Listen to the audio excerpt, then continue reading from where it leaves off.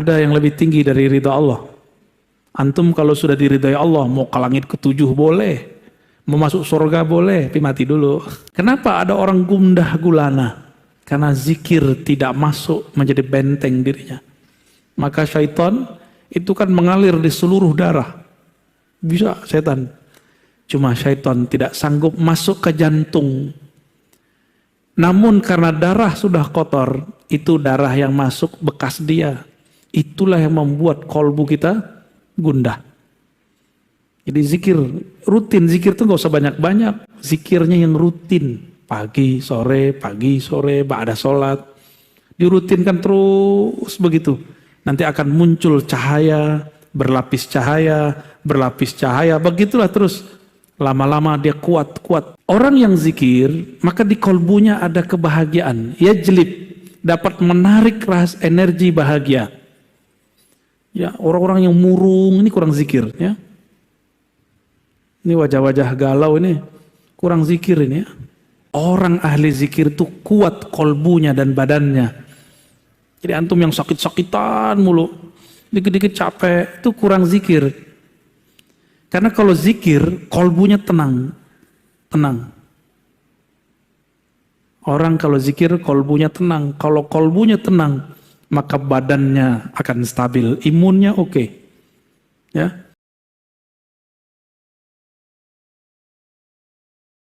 Assalamualaikum warahmatullahi wabarakatuh.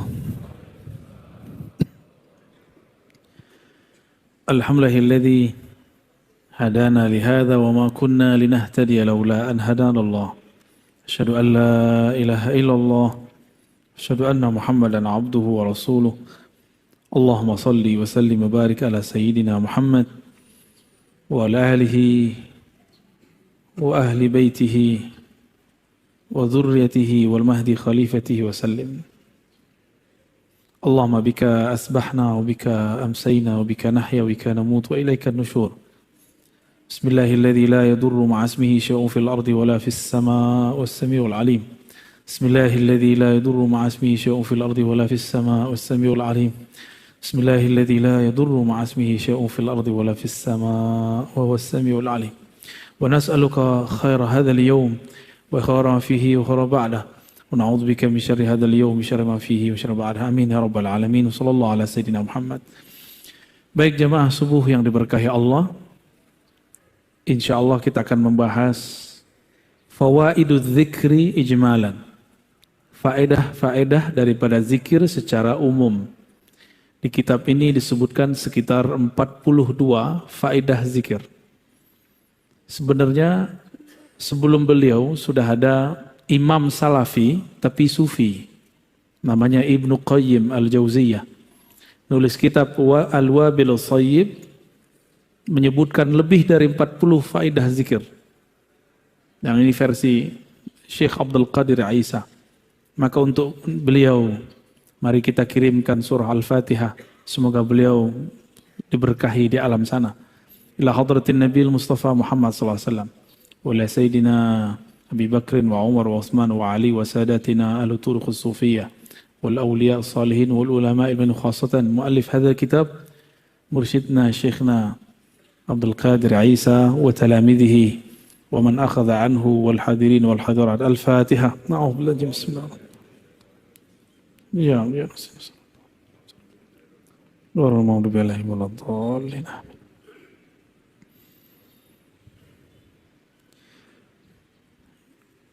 Ini nomor-nomor nanti kita jelasin ya. Faedah zikir yang pertama disebutkan dalam hadis yang sahih riwayat Imam Muslim bahwa setiap orang berzikir akan dikerubungi malaikat. Satu, diliputi rahmah. Rahmah artinya kasih sayang. Itu sebabnya ahli zikir disayangi makhluk di langit dan di bumi. Itu sebabnya ahlu zikir tiba-tiba orang sayang aja sama dia. Ya.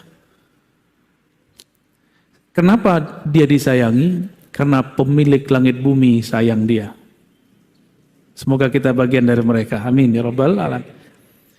Tidak hanya itu, otomatis karena dia bersama pemilik alam. yang membolak-balik kolbu, maka kolbunya jadi sakinah. Apa arti sakinah? Tenang. Kolbu itu artinya bergerak. Kusak-kusuk, gundah. Kata orang apa? Gundah gulana. Ente gundah gak? Jomblo. Pasti gundah dia ini tiap malam. Tidur meluk bantal kan. Tapi kalau dia zikir, ada sakinah di kolbunya.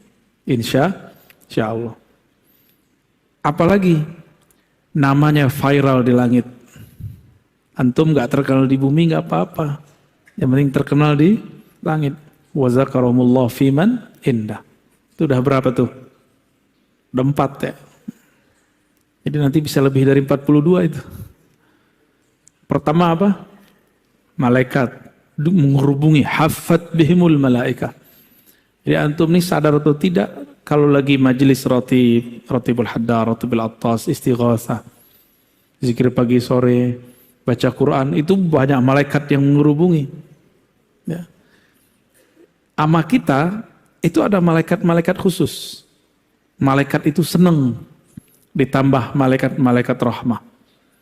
Maka sejauh yang saya perhatikan, nggak ada ahli zikir itu yang miskin. Apa yang dia butuhkan, yang dia perlukan Allah tunaikan. Meskipun terlihat hidupnya susah, tapi hatinya tidak susah. Miskin ini kan konsep berpikir. Konsep berpikir yang tidak pernah merasa puas. Itu miskin. Ya. Antum dulu gajinya 300, puas. Kaya itu. Sekarang orang banyak gajinya 300 juta, masih korupsi. Ya. Apalagi yang kedua, orang yang sibuk berzikir, maka semua hajatnya, tadi barusan kita sebut, Allah penuhi meskipun dia tidak meminta. Kalau tadi hadis Muslim, sekarang hadis Tirmidzi. Orang yang sibuk dengan Quran, sibuk dengan zikir, Allah cemburu. Kalau di hatinya terbersit sesuatu, Allah nggak mau. Maka sebelum terbersit, Allah tunaikan apa yang akan dia butuhkan, perlukan. Maka jadi ahli zikir itu agak ngeri juga Pak. Terbersit sesuatu datang. Tapi kalau antum zikir kayaknya belum ya. Gawat Pak kalau sudah masuk zikir dalam kolbu, Allah senang. Allah kalau udah senang, apa aja mau kita dikasih. Karena mau kita saat itu bukanlah kita yang mau, dialah yang mau. Kalau antum kan masih antum yang mau, zikir supaya dapat ini, zikir supaya dapat itu. Jadi masih ada sisi ego, keinginan nafsiyah, keinginan ego, bukan keinginan dari Allah Subhanahu wa Ta'ala. Kayaknya pada pengen zikir semua nih, tapi salah niat.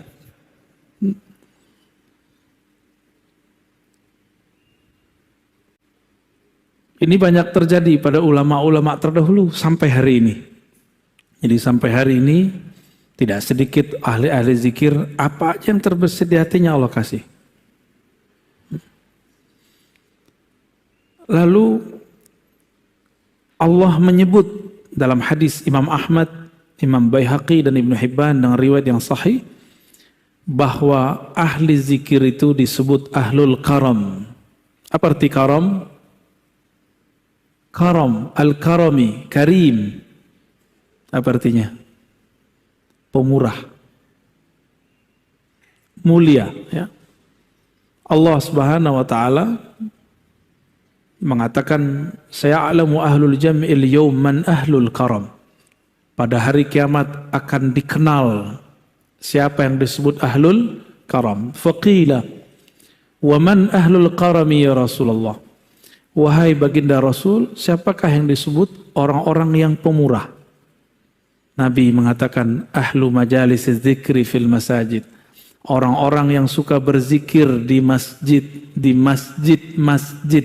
Inilah dalil kita nanti ada masanya akan menghidupkan majelis zikir. Selain majelis taklim, ini kan taklim. Nanti ada masa, kalau sudah muncul halnya, kita nanti zikir bersama-sama di masjid. Insya Allah. Ya.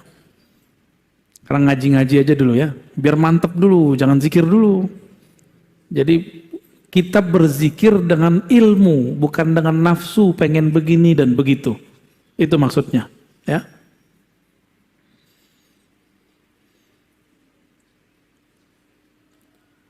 Kalau tadi yang pertama, orang yang berzikir, malaikat mengerubungi.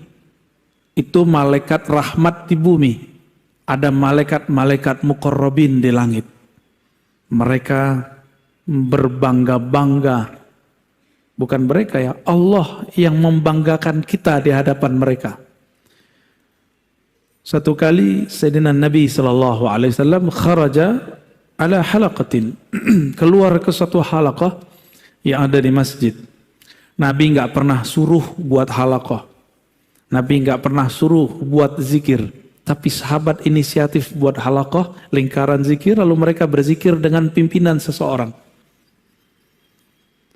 Nabi keluar, Nabi tanya, ma ajlasakum, apa yang membuat kamu duduk bermajelis berhalaqah? Lalu mereka mengatakan, jalasna nazkurullah wa nahmaduh. Kami duduk ya Rasulullah untuk berzikir dan memujinya. Berzikir dan memujinya. Faqal atani Jibril. Nah, di riwayat Muslim ini diulang sampai 3 kali. Allah, demi Allah, apakah untuk itu kalian zikir? Untuk itu kalian duduk, berkumpul? Lalu mereka merasa ketakutan. Jadi mereka ini buat inisiatif majelis zikir di zaman Nabi. Dicecar pertanyaan 3 kali oleh Rasulullah. Perasaannya gimana itu Pak? Khawatir dituduh sesat. Lalu Nabi mengatakan, bukanlah aku ingin menyalahkan kalian.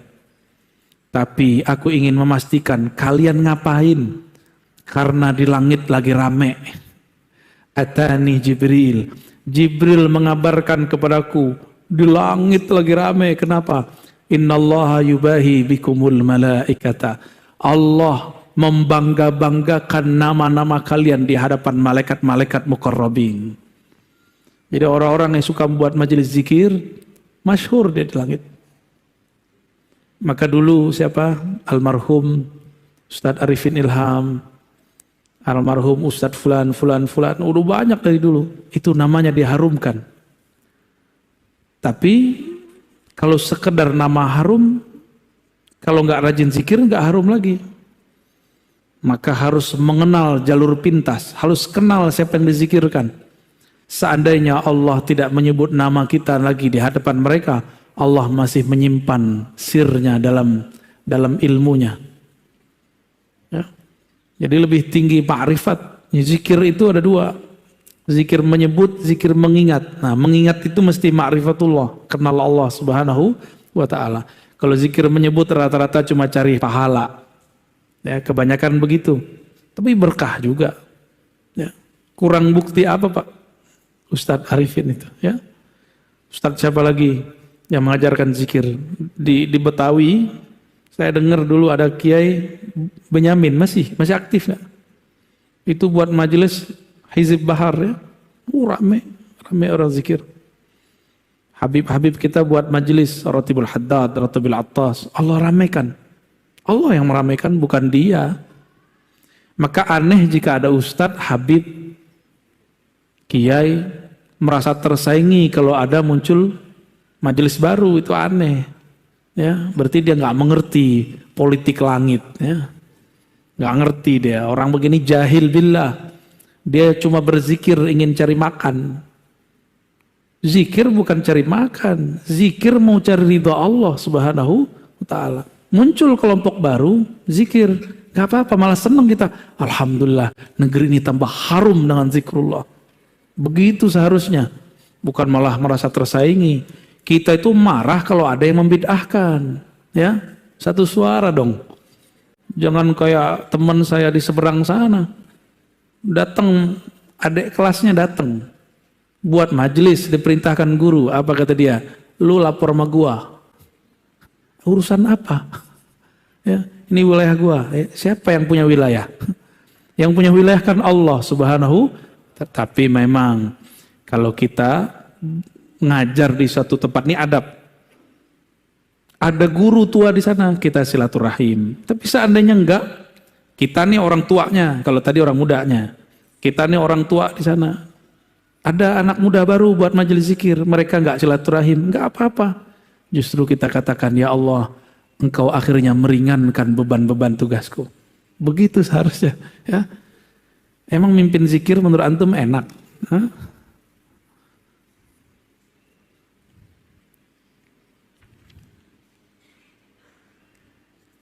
Orang yang berzikir dengan berjamaah. Nah ini dalilnya berjamaah nih, hadis Imam Ahmad.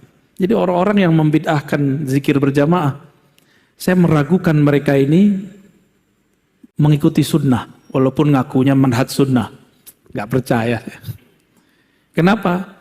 Dalam hadis-hadis yang sahih, hasan minimal, itu selalu menganjurkan zikir berjamaah. Dalam hadis Anas bin Malik diriwayatkan oleh Imam Ahmad, ma min qaumin, tidaklah sekelompok orang ijtama'u. Apa arti ijtama'u? Berkumpul. Yazkurunallah, mereka mengingat Allah. Illa nadahum munadin minas sama, kecuali muncul malaikat yang memanggil dari langit. Apa kata malaikat ini? Kumu maghfuran lakum. Surah apa itu Ustaz? Oke. Kumu maghfuran lakum. Berdirilah kalian dalam keadaan maghfura, diampuni. Qad buddilat sayyiatikum hasanat. Kesalahanmu sudah diganti dengan kebaikan-kebaikan. Dosa-dosamu dihapus, kamu dapat derajat yang tinggi. Ini hadis menunjukkan makna apa? Pertama, majelis zikir itu diridhoi oleh Allah SWT. Bukti Allah ridho, kita diberi ampunan. Jadi nggak usah khawatir lagi untuk menghidupkan majelis zikir. Mau namanya rotibul haddar, rotibul attas, rotib apa terserah. Ya, nanti kita buat rotib al-hashimiyah. Canda ya, nggak sopan masa saya buat rotib sendiri ya. Nanti malaikat akan berseru di langit. Malaikat ini berseru jika diperintahkan. Apa kata dia? Kumu maghfuran. Berdirilah kalian dalam keadaan diampuni. Oh, hamba kalau diampuni oleh Allah berarti Allah ridho sama dia. Kalau Allah ridho sama dia, apa aja mau dia Allah kasih. Ya, antum maunya pasti rumah, mobil, nggak begitu. Bukan itu maksudnya. Ya. Nah, maka di sini faedah zikirnya adalah orang yang berkumpul bermajelis zikir diampuni. Dan yang kedua, diganti dosa-dosanya menjadi kebaikan-kebaikan. Kita ini kan nggak ada yang nggak berdosa. Ada di sini yang nggak dosa? Yang muka-muka ustadz nih dosanya paling banyak kali. Sama kita ya. Yang penting jangan merasa sok suci aja, Allah nggak suka. Itu yang dibaca imam kita tadi. Apa ayatnya tadi? Yuzakkuna anfusahum. Mereka itu suka sok-sok suci gitu. Ya. Itu ayat tadi yang dibaca. Itu ayat tamparan keras buat kita semua. Ya. Terjadi dialog antara sahabat dan Nabi. Kana Salman fi isabatin yadhkurunallah. Satu kali Salman Al-Farisi. Salman ini orang Persia Iran. Beliau umurnya di atas 200 tahun. Masih hidup, masih seger. Kalau di riwayat Imam Zahabi 250 atau 350. Kayaknya 300 agak ribet mikirinnya ya. Mungkin 200 kali. Saya punya guru paling tua, udah meninggal 120 tahun kalau nggak salah. Masih seger. Gak tahu tuh Buya Syar'i apa? Ya, itu berapa umurnya tuh? Ya, tua sekali tuh. Orang cuma pengen minta doa beliau aja. Orang mana tuh beliau? Comas ya. Ya semoga Allah berkahi beliau. Ketika Salman dan para sahabat berkumpul yazkurunallah, hadis Imam Ahmad dan Hakim. Marran Nabi SAW fakaffu. Nabi mengunjungi mereka, lalu mereka tiba-tiba berhenti berzikir. Faqala ma kuntum taqulun. Kenapa kalian berhenti zikir? Qulna nazkurullah. Kami hanya nyebut-nyebut Allah, wahai Rasulullah. Qala, Nabi ini kan kasyaf. Tahu kasyaf? Ini orang Wahabi nggak percaya kalau Nabi kasyaf. Nabi memandang dengan izin Allah alam gaib. Kata beliau, inni ra'aitur rahmata tanzil. Aku melihat rahmat turun. Fa ahbabtu an usyarikakum fiha. Maka aku ingin mendapatkannya bersama kalian. Usyarikakum, bersama-sama mendapatkannya dengan kalian. Summa qala alhamdulillahilladzi ja'ala fi ummati man umirtu an asbir nafsi ma'ahum. Segala puji bagi Allah yang telah menjadikan di antara umatku ada kelompok yang aku diperintahkan untuk bertahan bersama mereka. Maka ini kabar gembira buat ahli zikir. Orang yang suka berzikir berjamaah. Rasulullah berbangga dengan kalian. Rasulullah berterima kasih kepada Allah karena ada kelompok-kelompok itu. Maka hidupkan istighasah, ratib, hizib. Hidupkan itu, majelis zikir. Torikot yang mu'tabarah, yang sahih. Sanadnya kepada Rasulullah. Hidupkan itu. Karena itulah yang membuat negeri ini diberkahi. Hindari merasa lebih baik. Torikot dengan torikot tidak boleh merasa lebih tinggi. Ya, itu cuma metodologi. Maka torikot yang sesat, yang merasa dirinya lebih hebat daripada kelompok yang lain. Ya, boleh merasa torikot kita bagus, tapi tidak boleh merasa lebih baik. Dalam artian lebih sahih, lebih benar, yang lain nggak benar. Nah itu bid'ah itu ya. Ibnu Qayyim menyebutkan 100 macam zikir. Ya, lebih. Pertama, manfaat zikir ya. Annahu yutridu syaitan wa yuqmi'uhu wa yuksiru. Orang kalau berzikir, maka syaitan tertolak. Ya. Jadi kenapa kita ini kesetanan? Karena kurang zikir. Jadi kalau antum melihat ada orang zikir terus begitu, itu bukan kesurupan. Itu namanya hal, apa namanya? Atau wujudan. Dia berteriak lagi zikir, itu bukan kesetanan. Atau antum melihat ada orang zikir keras, la ilaha illallah, itu nggak apa-apa. Itu hal yang terjadi sama dia. Cuma kalau saya senengnya sekarang zikirnya lembut. Kalau dulu masa masih muda banget, sekarang muda biasa. Dulu masih muda sekali, saya senang zikir keras. Bahkan kami seminggu itu ada 3 kali majelis zikir keras. La ilaha illallah, begitu. Kepalanya udah kemana-mana itu. Ada kawan kita yang sudah guling-guling, nangis menyebut nama Allah. Allah, Allah, itu rindu kepada Allah Subhanahu wa Ta'ala. Nggak apa-apa itu. Cuma jangan di tempat yang orang belum mengerti tentang itu. Kayak di masjid ini kan belum terbiasa. Ini kan masjidnya, masjid mu'alaf juga nih. Dulunya jangankan itu, kunut aja susah di sini ya. Imam kunut aja disogok dulu biar gak kunut ya. Tanya nih sama imamnya ya. Annahu yurdir rahman azza wa jal. Orang kalau zikir Allah ridha.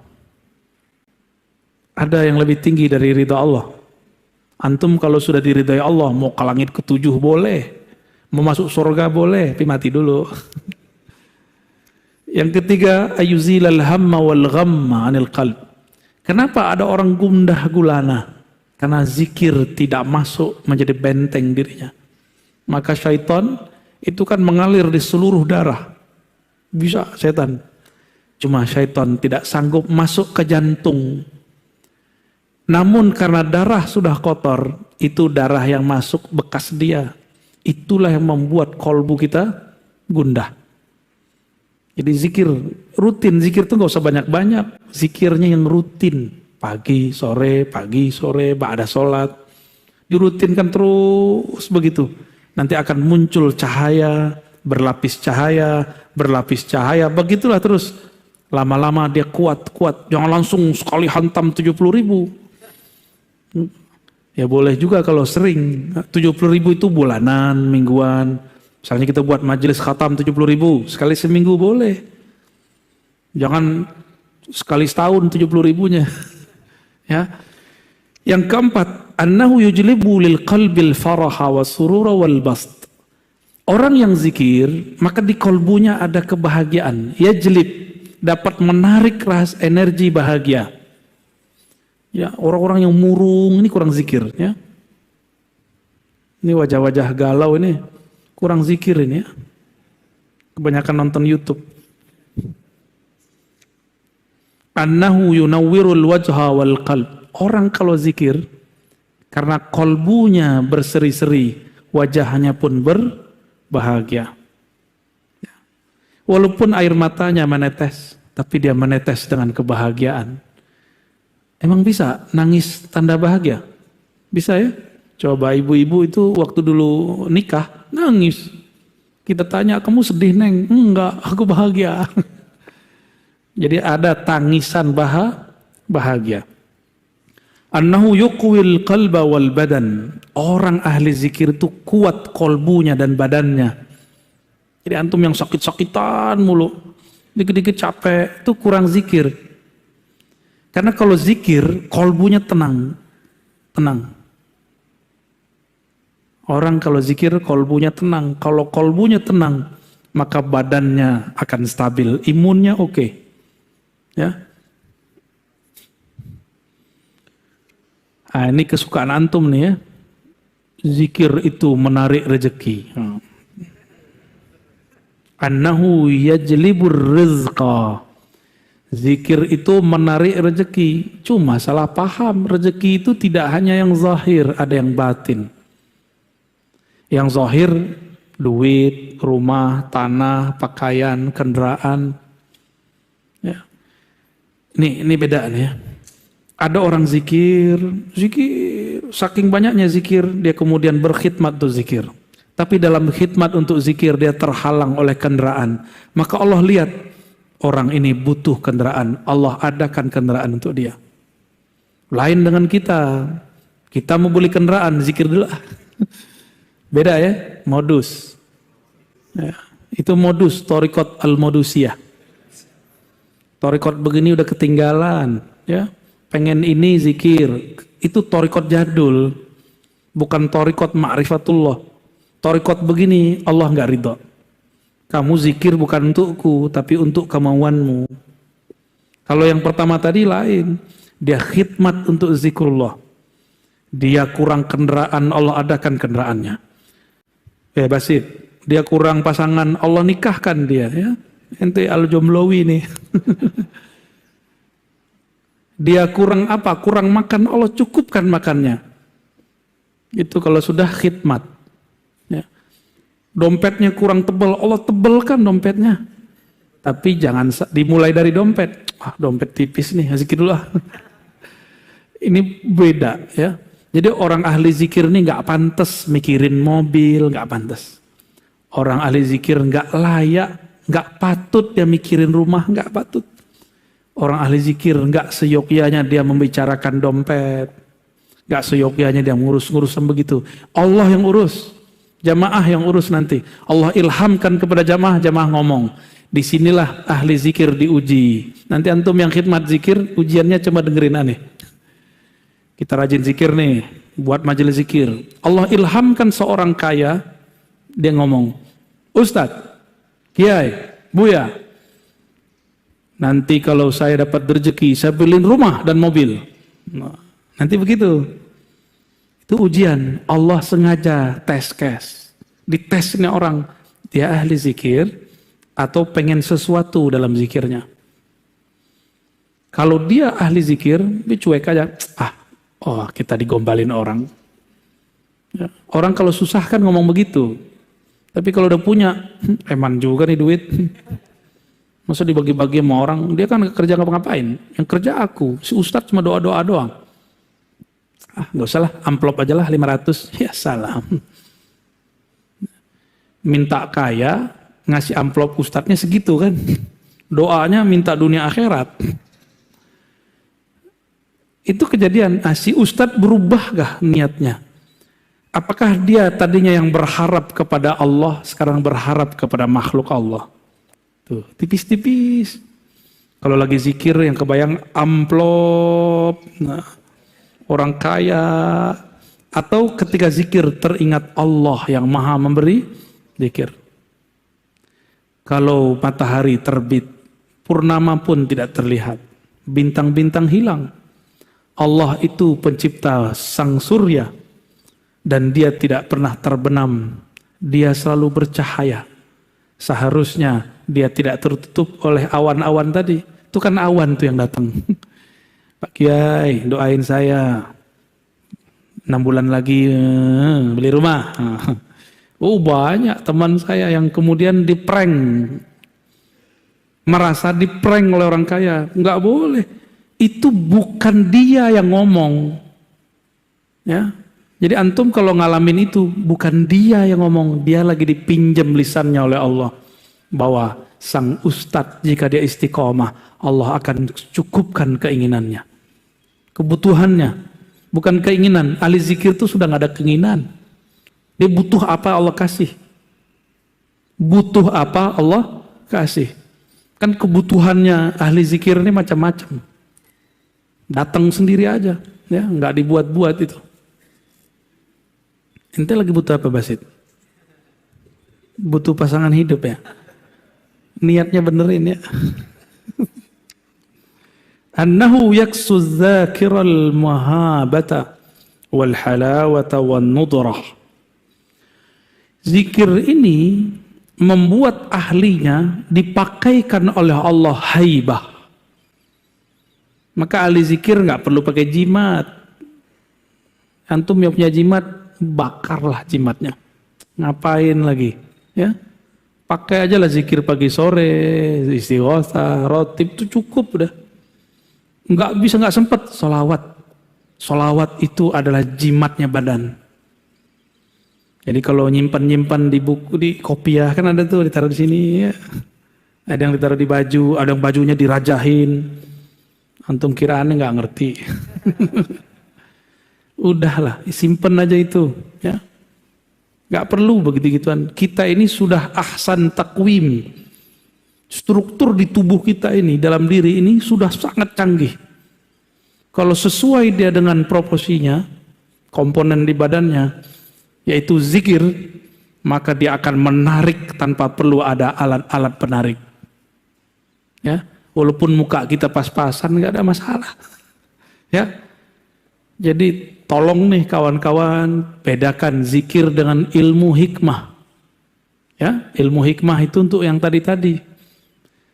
Ilmu hikmah itu cuma jalan supaya orang nanti kecewa sama jimat, kecewa sama rajah, kembali kepada Allah. Saya punya dosen dulu, dia mantan mursyid hikmah, jadi ahli buat raja.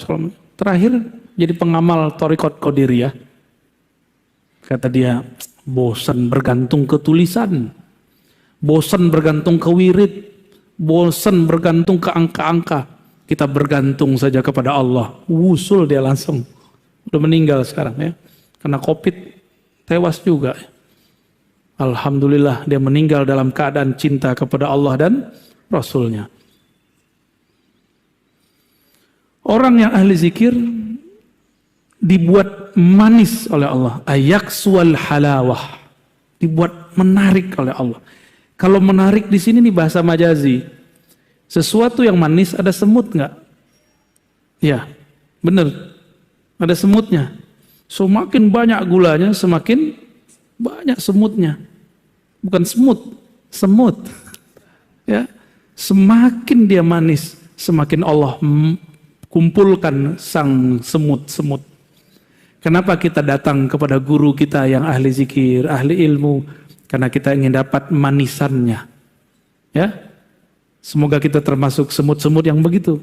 Syukur-syukur ya antum termasuk yang manis itu ya. Tapi ada yang manisnya permanen, disedot-sedot habis. Dia harus update lagi, upgrade lagi. Tapi sayang sekali, ada yang belum manis sudah kemudian merasa manis. Bahkan sekarang ingin menyaingi guru-gurunya. Muncullah kemudian mursyid-mursyid palsu. Ya di Torikot banyak Pak.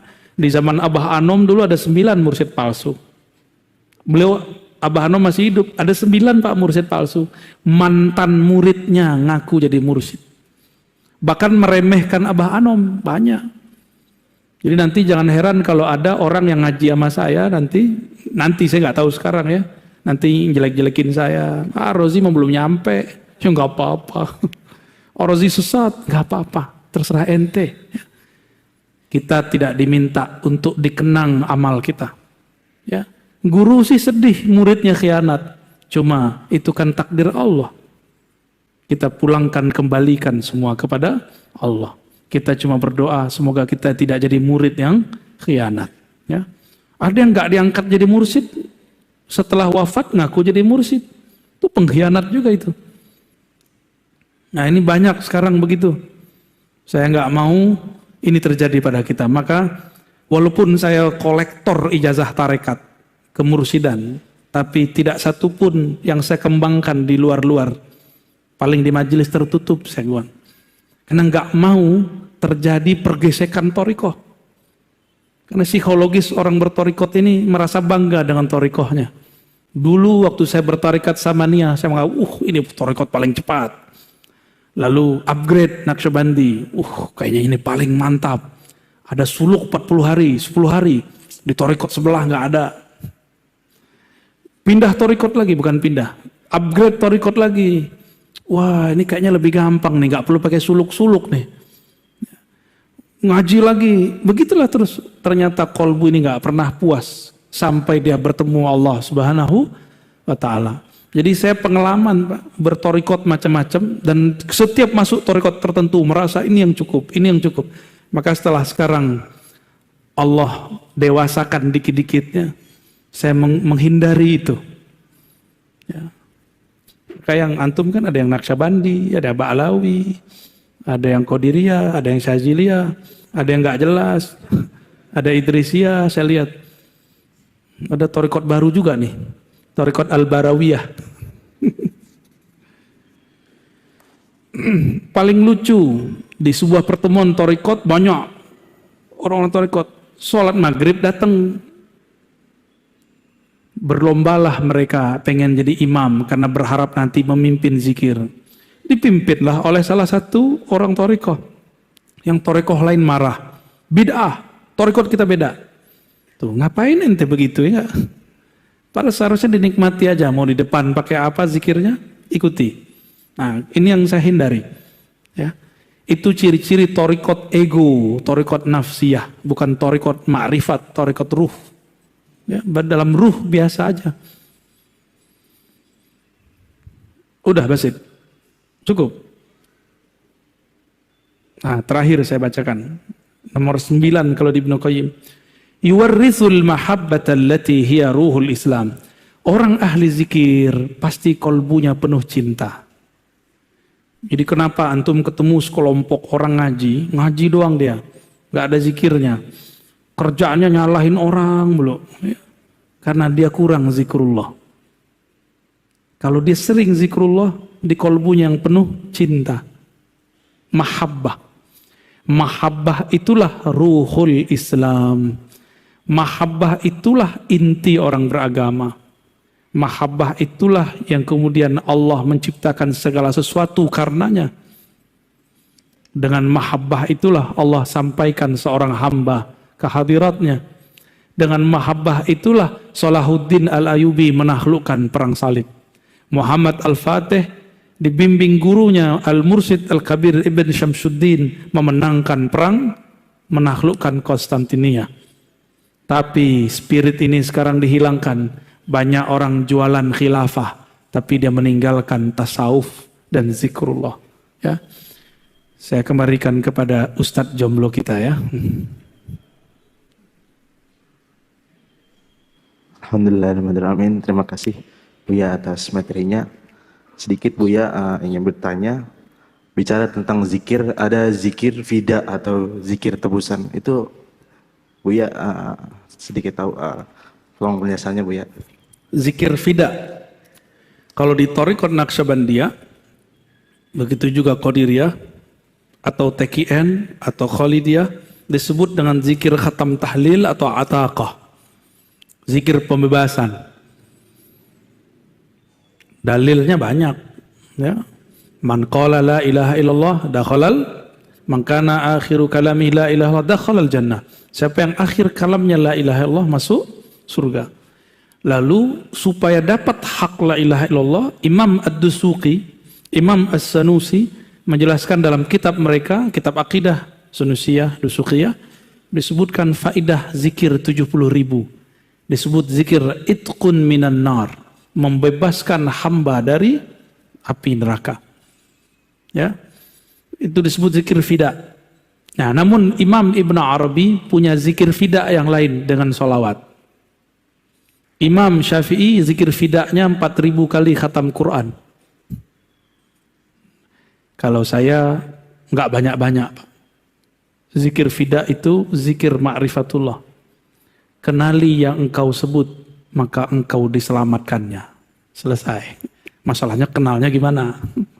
Ya, cukup. Para jamaah ada yang ingin bertanya?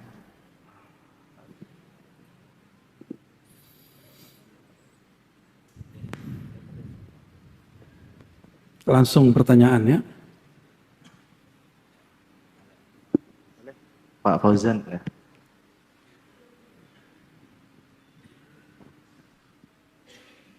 Assalamualaikum warahmatullahi wabarakatuh. Assalamualaikum. Alhamdulillah. Buya, saya ingin sedikit bertanya tentang zikirnya para anbiya, seperti zikirnya Nabi Adam alaihissalam, Rabbana zalamna anfusana wa illam taghfir lana wa tarhamna lanakunanna minal khasirin. Ya. Kemudian zikirnya Nabi Yunus alaihissalam, La ilaha illa anta subhanaka inni kuntu minadh dhalimin. Ya. Ini zikir yang harus diawali dengan bimbingan guru atau cukup dengan mahabbah kepada para anbiya Allah. Baik, Sekian. baik. Dulu ada Syekh Abdul Somad Al-Falimbani Al-Makki Al-Madani. Beliau lama di Mekah, lama di Madinah. Waktu di Madinah beliau dapat ijazah kemursidan dari Syekh Al-Kutub Al-Syahir Muhammad Ibn Abdul Karim As-Sammani. Thariqahnya Sammaniyah. Thariqat Sammaniyah itu gabungan dari Qadiriyah dan Khalwatiyah, Naqsyabandiyah, Anfasiyah, dan beberapa thariqah yang lain. Beliau mengajarkan kepada Syekh Abdul Somad, zikir itu ada yang umum, namanya zikir hasanat. Kapan aja boleh. Karena cinta.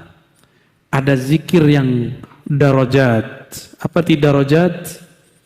Berzikirnya dengan teknik tertentu, kaifiat tertentu, ijazah tertentu. Kenapa begitu? Frekuensi kolbu kita tidak sama dengan kolbu Rasul Sallallahu Alaihi Wasallam. Para nabi seperti Nabi Yunus, Nabi Adam, mereka itu nabi, kita bukan. Supaya kolbu ini dapat mengikuti kolbu mereka, maka ada namanya kaifiat. Kaifiyah, bahasa kitanya tata cara. Tapi AC disebut bahasa Arabnya mukayyif. Apa bahasa Inggrisnya? Air conditioning apa? Ya, pengkondisi udara gitu kalau diterjemahkan. Maka kaifiat itu dalam bahasa psikologi disebut conditioning sebelum zikir. Ini yang mahal dalam thariqah. Jadi apa yang membuat zikir thariqah bisa bertahan, bisa berbeda dengan zikir orang biasa, ustadz yang tidak berthariqah? Orang berthariqah itu punya conditioning. Misalnya gini, la hadratina bil al-fatihah gitu ya. La ila ruhi, itu semua namanya conditioning. Mengkondisikan kolbu supaya siap mengikuti zikir. Supaya pikiran ikut kolbu, bukan kolbu ikut pikiran. Ini ciri-cirinya kalau kolbu ikut pikiran apa? Kalau lagi zikir, pikirannya melayang, mi'raj. Ya. Tapi kalau kita kondisikan kolbu dengan baik, akal dengan baik, Akalnya ngikut kolbu, yang jadi imam kolbu. Tinggal Bapak pilih yang mana. Untuk kalau lagi di motor, di mobil, di bus, di kereta, kita zikir hasanat umum. Tapi kalau kita lagi di atas sajadah, gunakan kaifiat. Disebut zikir darajat. Zikir yang dengan zikir itu Allah angkat nanti. Kira-kira begitu ya. Silakan diamalkan.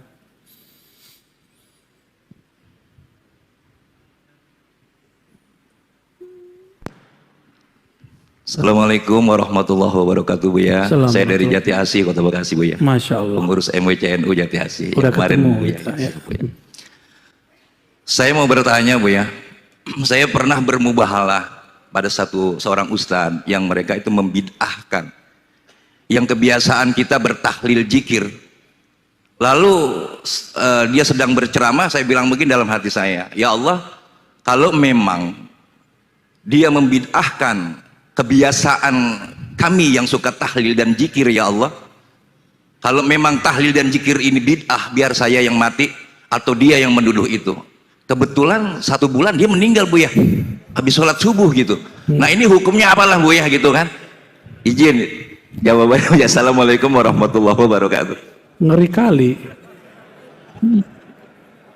Panglima Banser ya. Mubahalah itu sebaiknya dikurangi, ya. Karena mubahalah itu menunjukkan perbedaan yang sudah tidak dapat disatukan. Saya kalau ketemu begitu saya menghindar, takut mubahalah itu terjadi. Berarti ini sudah nggak bisa disatukan. Malu di hadapan Allah Subhanahu wa taala. Bukan berarti saya takut mubahalah. Emang kita takut bersumpah dengan nama Allah? Enggak, ini nama terlalu berat.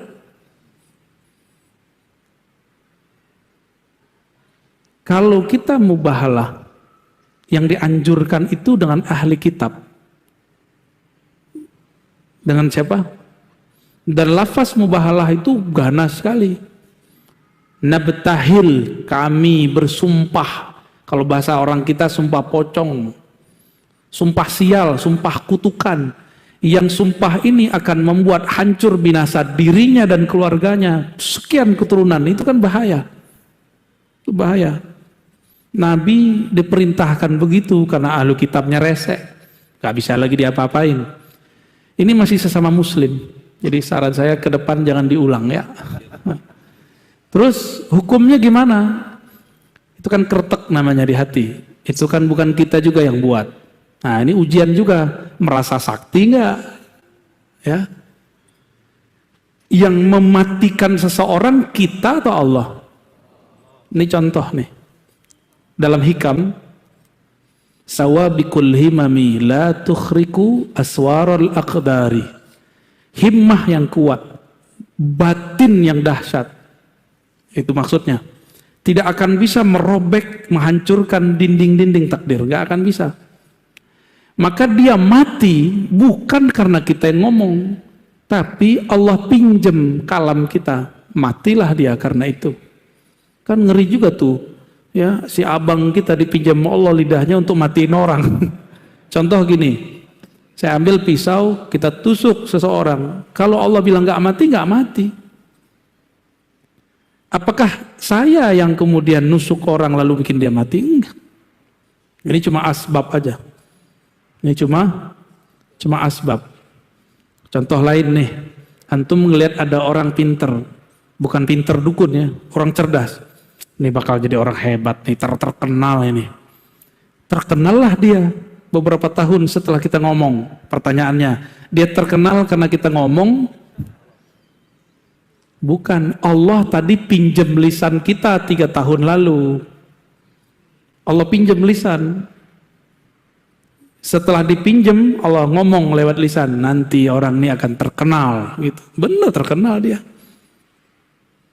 Ntar bakal mati deh. Tapi bukan karena kita yang ngomong, tapi kita lagi dipinjam. Itu namanya khatir. Bahasa Arabnya apa? Khatir Rabbani. Khatir, kalau dia berkalam, kalamnya sama dengan kun. Kalau sudah kun, apa aja terjadi. Ya. Tapi kun ada dua, ada kun ahli zikir, ada dukun.